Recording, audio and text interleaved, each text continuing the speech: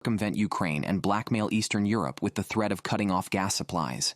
Today, Ukraine cut off his ability to export gas directly to the EU. Another victory after the enlargement of NATO by Finland and Sweden. Prime Minister Robert Fico made a Hail Mary pass in the final seconds of 2024 in an attempt to keep the Russian pipeline gas flowing into Europe through his country. And Fico addressed a letter to European Commission President and de facto European Queen, Ursula von der Leyen, in a last-ditch effort to try getting her to pull out of the economic death spiral into which she's plunged Slovakians and Europeans more generally.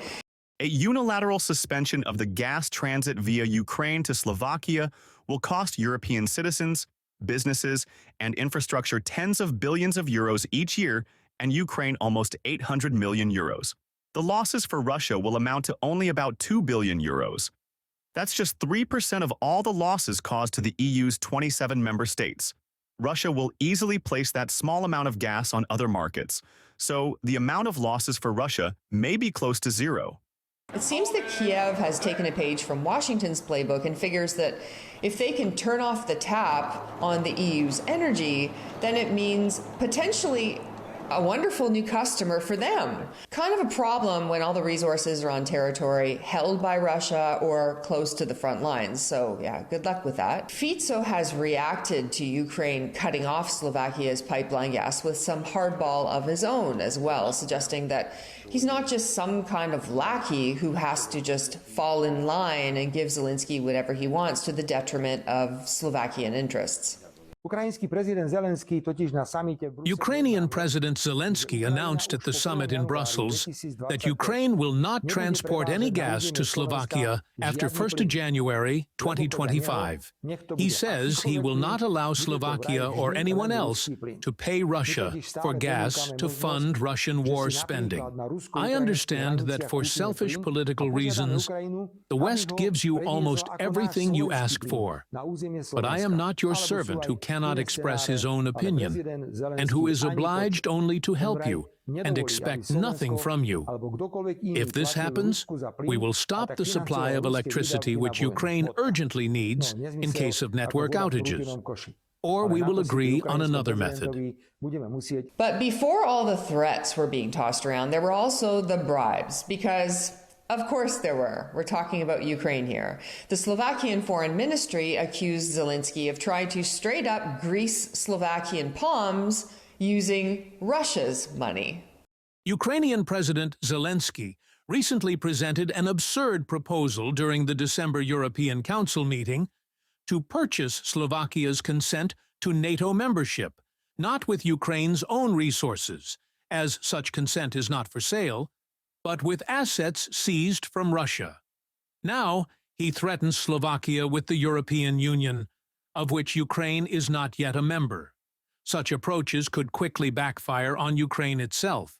The government of the Slovak Republic has a duty to defend primarily the strategic interests of our country, our citizens, and the European Union.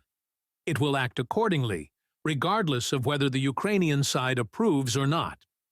Meanwhile, another EU country is facing a gas tap shutoff on January 1st. It also had relied on gas piped from Russia through Ukraine, which Kiev and the EU have now cut off. And it was easy for this country to lecture other countries like Slovakia, who relied on Ukraine transited Russian gas, because this country, Moldova, had an alternative supply of Russian gas. We're talking about the gas piped from Russia into the pro-Russian separatist enclave of Transnistria by a company called Moldova Gas, half owned by Russia's Gazprom and a third by Moldova. But Moldova just stopped paying its bills and in the process has racked up a $700 million debt. So basically the West is stealing interest on Russian investments to pay Zelensky. Zelensky's reportedly using it to try bribing his way into NATO with Slovakia. Ukraine's stealing Russian or even pro-Russian assets through nationalization, $48 million worth in the case of one particular oligarch. Moldova is now trying to steal the gas company that belongs to Russia so it doesn't have to pay its energy bills. Wow, sounds like 2025 is starting out on a real high note for the Democratic Values Camp. As for possible assistance from Brussels, I think the approach will be 50-50. There is no answer yet, but I think their answer will be that another alternative for gas supplies is possible. For example, Turk Stream, or gas from the US. But let's think, who would buy a car, for example, for 1,000 euros when he could buy it for 100 euros? Of course, it is possible to find an alternative, but how can Slovakia's economy withstand such an approach? No one considers this, but these are logical economic questions. The President and Prime Minister must work in such a way that it is economically good for their own country, not for Zelensky or the US. Our own national interests must be respected. Of course, the interests of the US are good, but there are also the interests of other countries. For example, the interests of Russia and China, and the interests of Slovakia. But it seems to me that Europe is now dominated by Zelensky's interests. For 60 years, there was oil and gas here. Everything was fine, even when there were problems between the US and the Soviet Union, or between us and the Soviet Union, and still there were energy resources coming in.